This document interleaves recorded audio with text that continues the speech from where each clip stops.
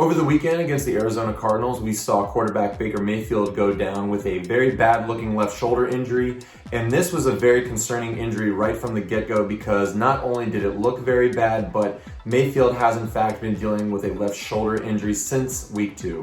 In week 2, it was reported that he did dislocate his shoulder and was dealing with a partially torn labrum. And after the hit on Sunday, we have been waiting to find out the official results of the extent of his injury. Those results are in, and it looks like as of right now, sources are reporting that Mayfield is in fact dealing with a completely torn labrum in his non-throwing shoulder. Now, when being tackled on Sunday, his arm position actually went into a very classic position that would put someone at a very high risk for another shoulder dislocation and potentially more damage to that shoulder labrum, which is what happened. And since some people may not fully understand the anatomy of the shoulder and why that specific arm position may predispose somebody for a shoulder dislocation, I'm gonna go ahead and focus on that with this video. Welcome, football fans. For those of you that aren't familiar with me, my name is Nick Gallo and I'm a doctor of physical therapy. And with my channel, I take a look at sports injuries and I try to explain them so that they are a little bit easier to understand. And then after we take a look at the injury, I go ahead and talk about the anatomy of the area involved, and finally, what to expect when a person is in rehab for that specific injury.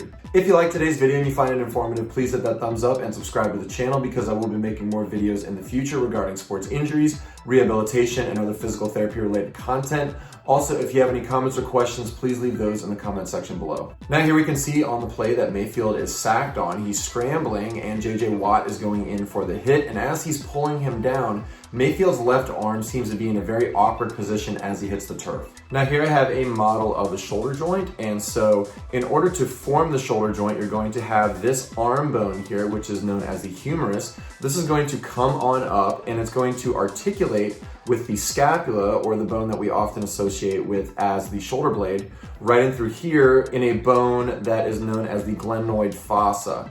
And this is what is going to form what is commonly referred to as the ball and socket joint, with the head of the humerus here forming that ball and this glenoid fossa on the scapula forming that socket joint. Then, of course, we have the clavicle or the collarbone, which is up here. This is also another part of the overall shoulder joint, but for this dislocation and for shoulder dislocations in general, typically what this is going to involve is just going to be this head of the humerus here and the glenoid fossa. You can also see that along here in this model, there are a number of different ligaments that contribute to the overall stability of the shoulder joint. And they're not visualized here, but we also have the 4 rotator cuff muscles that also play a major role in shoulder stabilization. Now, it's a little difficult to visualize on here, but the head of the humerus is actually going to make contact not with that glenoid fossa per se, it's actually going to make contact with something known as the shoulder labrum. And so this labrum in the shoulder actually has a number of different functions. One of the things that this labrum is really going to function to do is it's also going to provide a lot of stability to that shoulder joint, as well as provide an attachment site for some of these very important ligaments. So you can imagine that if there is any breakup in any of the labrum at all, this can contribute to some instability in that shoulder joint. Now, first we'll talk about the initial injury in week 2. This was when it was reported that Mayfield had dislocated his shoulder. Normally, when an individual dislocates the shoulder, they do something known as an anterior dislocation, and this is when the ball of that humerus bone is going to dislocate anteriorly or towards the front. This can happen in a couple of different ways. The first is a subluxation, where it's going to come out briefly and then go back in.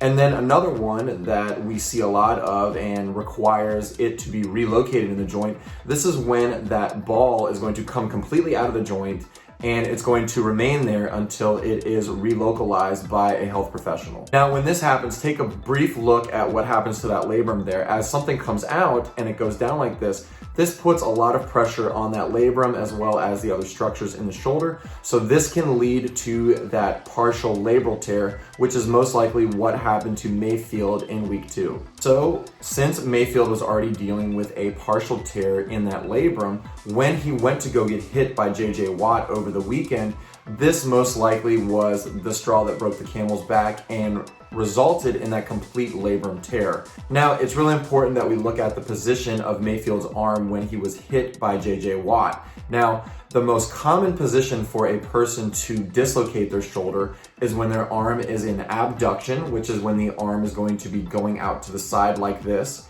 and when a person's arm is in external rotation, where the ball or the head of the humerus is going to be pointed more forward. So you can kind of see here on the model that as I abduct the bone and go into external rotation, this is going to place a lot of stress on that ligament in the front here, as well as in that labrum deep inside the shoulder. I'll also go ahead and demonstrate what abduction and external rotation look like. So when a person has abducted their shoulder, they're going to be just like this.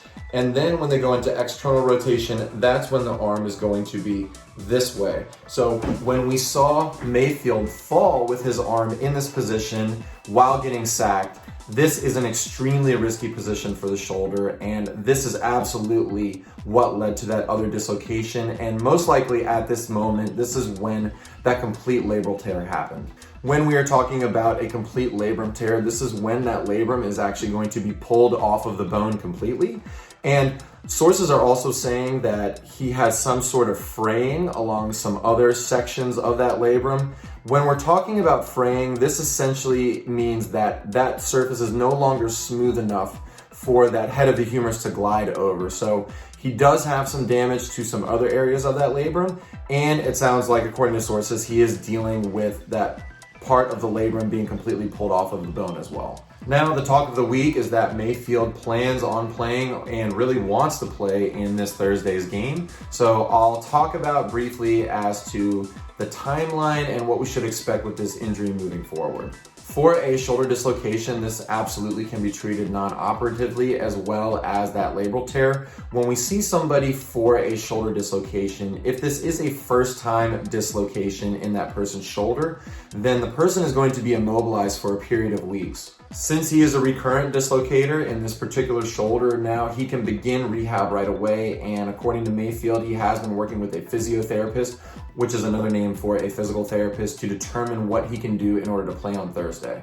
When we see somebody in the initial stages of a recurrent shoulder dislocation, typically what we're going to do is we're going to do a lot of things for pain control, and we're going to introduce some things such as isometrics, where we're going to strengthen the muscles in the shoulder, but there will not be any moving of that particular muscle. So they're going to go up next to a wall, do this, where they will do a sub-maximal contraction of that shoulder, and they're going to do this in all directions.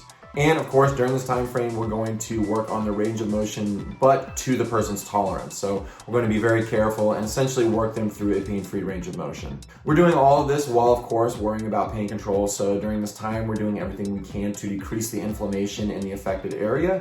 And then after a period of about 4 weeks, then this is when we can start to progress things a little bit. This is when we can do exercises such as dynamic stabilization in order to help provide stability in that shoulder, because once again, we know that that labrum is damaged. So in order to compensate for this, we're going to work a lot on the stabilization muscles, including the rotator cuff of that shoulder, as well as trying to increase that person's neuromuscular control, specifically in the position that they are apprehensive about. All this is going to take a period of several weeks. Sometimes it's going to take upwards of about maybe 12 to 16 weeks, depending on the severity of the injury.